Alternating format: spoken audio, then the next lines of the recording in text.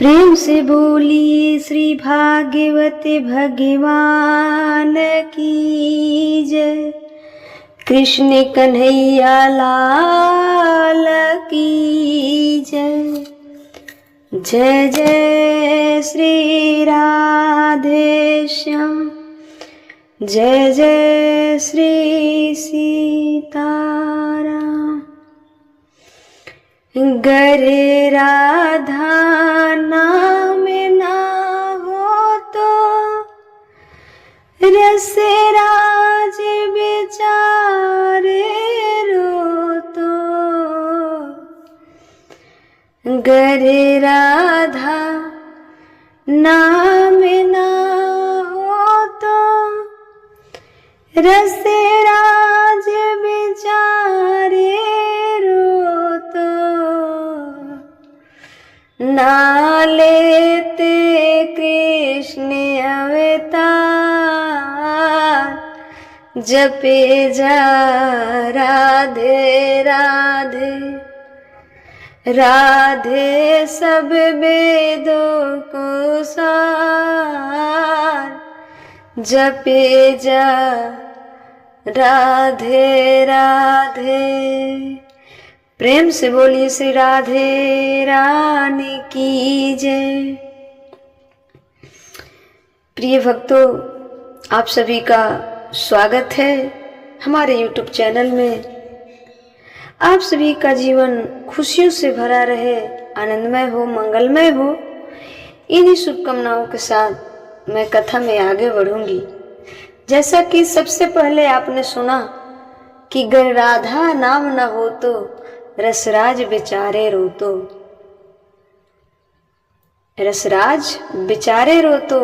राधा नाम की महिमा बहुत है भक्तों, इसलिए कुछ नहीं तो श्री राधे तो जप ही सकते हैं ना। ठीक है, इन्हीं के साथ मैं कथा में आगे बढ़ूंगी। जैसा कि कल की कथा में आपने सुना कि दत्तात्रेय जी ने शिक्षा गुरु 24 बनाए। 24 गुरु वो कौन है? शिक्षा गुरु। आप शिक्षा गुरु कितना भी बना सकते हैं, शिक्षा कहीं से ग्रहण किया जा सकता है।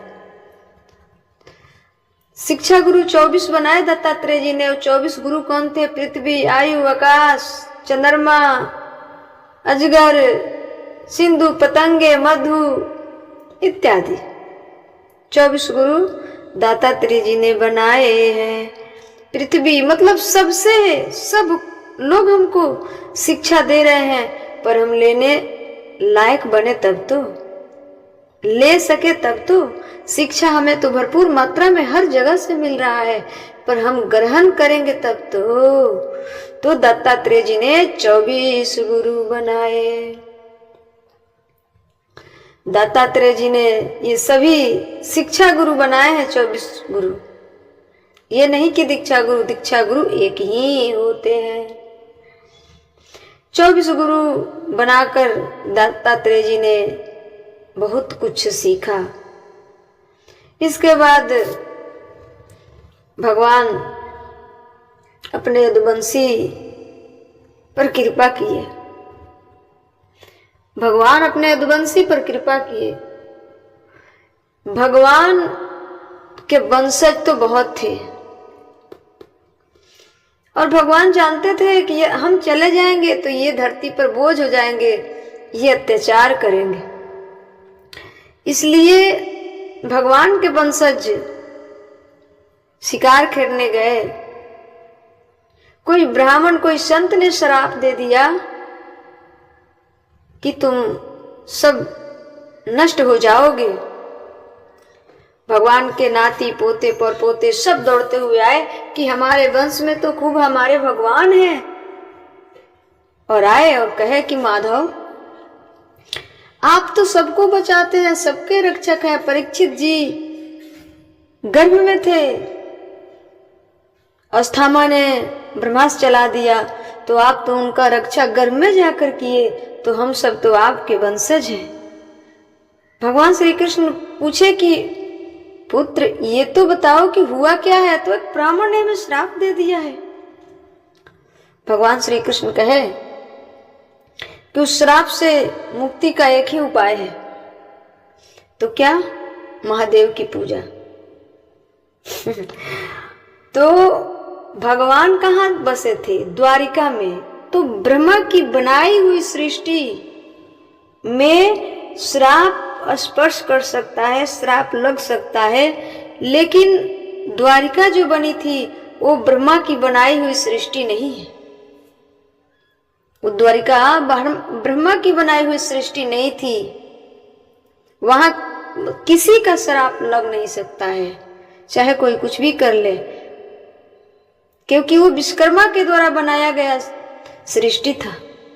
इसलिए अब भगवान बोले कि भगवान शंकर की आराधना करो, पूजा करो, वो सबकी सुनते हैं और सारे श्राप नष्ट हो जाएंगे। अब सारे यदुवंशी खुश हो गए कि धन्य है माधव, धन्य है कन्हैया, धन्य है कृष्ण कि आपने हमें मुक्ति का उपाय बता दिया। सारे भगवान के वंशज चल पड़े। जैसे ही द्वारिका से आगे बढ़े श्राप लग गया। जहां भगवान ये बात कह रहे थे कि भगवान शंकर की पूजा करने की, गोपेश्वर भगवान, जहां गोपेश्वर भगवान है ना, शंकर जी का लिंग है गोपेश्वर में, वही गोपेश्वर भगवान की पूजा करने के लिए भगवान श्री कृष्ण प्रेरित किए। वही थे भगवान के परम सखा। कौन परम सखा? कौन है? जिसे भगवान भेजे थे वृंदावन में, क्या नाम है? उद्धव। तो उद्धव जी थे। उद्धव जी भगवान की तरफ देखे, भगवान इशारा किए कि चुप रहो, खोलना मत। जब सारे भगवान के वंशज भगवान के पास से चले गए तो तब उद्धव जी भगवान श्री कृष्ण के पास आए और कहे कि कृष्ण, हमने चतुर बहुत लोग देखा है, बहुत लोगों की चतुराई तो देखी, पर आप तो महाचतुर हैं। कन्हैया बोले क्या हो गया? तो अब कितने चतुराई से उन सब पर श्राप लगवाने के लिए, गोपेश्वर महादेव की पूजा करने के लिए आपने कह दिया। कन्हैया बोले कि तो दूसरा उपाय भी तो नहीं है ना, दूसरा उपाय भी तो नहीं है ना। इसलिए तो भगवान के सारे वंशज गोपेश्वर भगवान के पूजा करने गए, क्योंकि श्राप से मुक्ति मिल जाए। लेकिन जैसे द्वारिका से बाहर गए, सब पर श्राप हावी हो गया। उसके बाद सब यदुवंशी पी खाकर अपने में मस्त हो गए। प्रभास क्षेत्र में सारे यादव आपस में लड़ने लगे। प्रभास क्षेत्र में सारे यादव आपस में ही लड़ गए। सब पी खाकर मांस मदिरा इत्यादि का सेवन करके सब मनमस्त हो गए। सबका बुद्धि नष्ट हो गया, क्योंकि द्वारिका से अलग चल गए। यदि द्वारिका से नहीं गए होते तो कोई श्राप स्पर्श नहीं कर सकता, क्योंकि द्वारिका ब्रह्मा की बनाई हुई सृष्टि नहीं है, वो विश्वकर्मा के बनाई हुई सृष्टि है।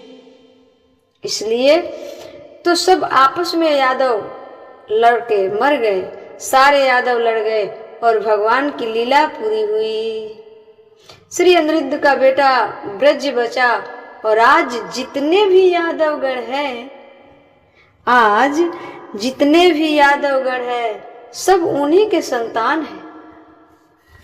सब किसका संतान है? अनिरुद्ध के बेटा ब्रज का।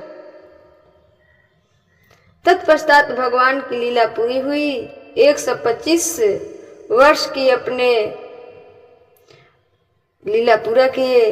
उसके बाद भगवान अपने पूरे परिकर को भगवान ने परम धाम शरीर से पहुंचाया, परम धाम शरीर सहित पहुंचाया। और भगवान के जाने के बाद कई भक्तों ने कहा, प्रभु हम आपके बिना कैसे रहेंगे? जब भगवान जाने लगे तो सबने कहा कि प्रभु हम आपके बिना कैसे रहेंगे?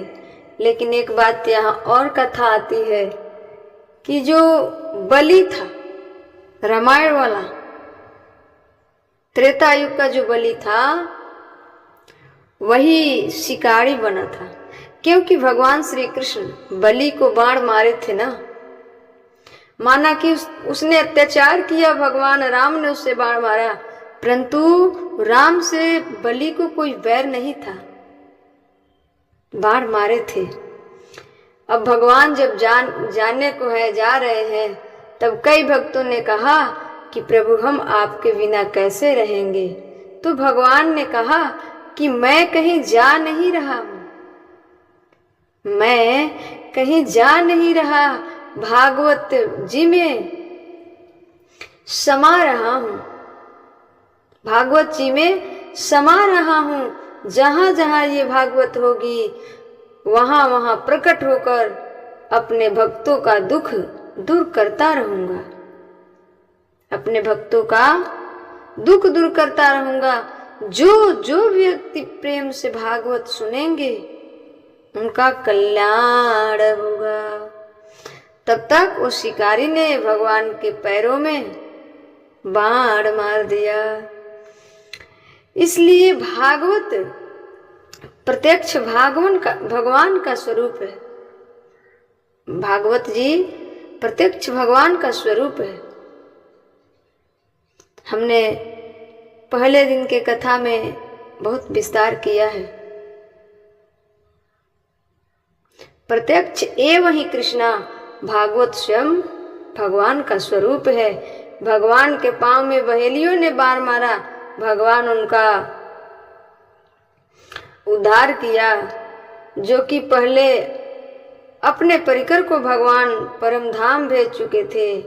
नंद बाबा गोपियों को, ब्रजवासियों को, वासुदेव इत्यादि सबको, बलराम जी भी परम धाम को गए शरीर के सहित।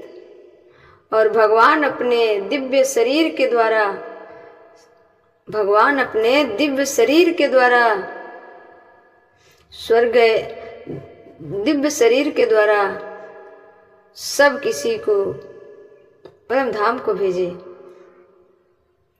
सब अपने अपने दिव्य शरीर के द्वारा परम धाम को गए। अब भगवान के परम धाम जाने का वक्त आया। अब भगवान के परम धाम जाने का वक्त आया है। जाते हुए भगवान भक्तों से कहा, सदा मुझे स्मरण रखना, सदा मुझे स्मरण रखना। जहाँ जहाँ मेरी याद आए वहाँ वहाँ सत्य संग करके मेरे चर्चा कर लेना। मैं तुम्हारे मन मंदिर में प्रकट हो जाऊंगा, मैं तुम्हारे मन मंदिर में प्रकट हो जाऊंगा। भगवान कहीं गए नहीं, भगवान कहीं गए थोड़ी है। अरे हमारे हृदय में समा गए। जब भगवान की याद आए, कथा सुन लो, आपको लगेगा कि भगवान के बड़े करीब आ गए, भगवान के बड़े करीब आ गए। भगवान से कथा जो है ना, करीबी नजदीकी लाती है। कथा भगवान से करीब लाकर खड़ा कर देती है। ये कथा का प्रभाव है, कथा का प्रभाव है। भगवान परम धाम को अपने दिव्य शरीर के द्वारा, भगवान का शरीर कोई समान शरीर नहीं है, भगवान का शरीर कोई समान शरीर नहीं है। भगवान अपने परम धाम को गए, जाते ही कलयुग आ गया। भगवान के जाते ही कलयुग आ गया। कलयुग तो प्रतीक्षा कर रहा था कि कन्हैया कब जाए और हम आए। यदि आपको भी कहीं जाना होता है और किसी के जाने के बाद जाना होता है, तो आप भी ललायत रहते हैं ना कि ये फलाना व्यक्ति कब जाए कि हम जाएं, ये कब आगे बढ़े कि हम आगे बढ़े। वैसा ही कलयुग के मन में भी था। तो जैसे भगवान अपने परम धाम को गए, वैसे कलयुग महाराज पधार दिए। इसलिए इस कलिकाल में, इस कलयुग के प्रभाव से बचने के लिए, अपना अगला भविष्य बचाने के लिए केवल व केवल साधन है तो श्रीमद् भागवत। इसलिए भागवत जब भी सुनो आपको ऐसा एहसास होगा कि भगवान हमारे करीब है, प्रत्यक्ष भगवान साथ है। इसलिए थोड़ा थोड़ा सा ही सही, परंतु भागवत कथा प्रतिदिन 10 मिनट, 20 मिनट, 15 मिनट, जितना समय मिले निकाल कर सुना।